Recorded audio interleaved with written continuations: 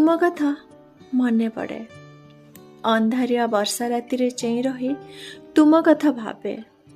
श्रावण आसिले मो आखि ओदा हुए आउ बैसाखरे सुखी जाए मो मन।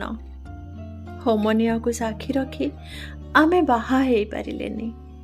तुम नारे मो ना मिसेई केते थर जोड़ी पुणी काटी रफ खातारे। पल्लव विदेश रे रही तुमे कौन केबे भी मने पकाओनी अतीत को? मु जदि भाभी भाभी कंटा हो जाए तुम प्रेम रे। आपण समस्त को सृष्टि और स्रष्टा को स्वागत जनाऊँ मु चैत्रा। ना मु प्रतीक्षा जेना। आज गोटे उपन्यास नहीं आसी से प्रेम और पिला बेल अच्छी आलुओ और अंधार अच्छी। आम समाज रे झीटे केमिति संघर्ष करे बंची रहिबाकू सेही कहानी अच्छी। उपन्यासटीर ना सारा रास्ता। यह पश्चिमा पब्लिकेशन्स प्रकाशित।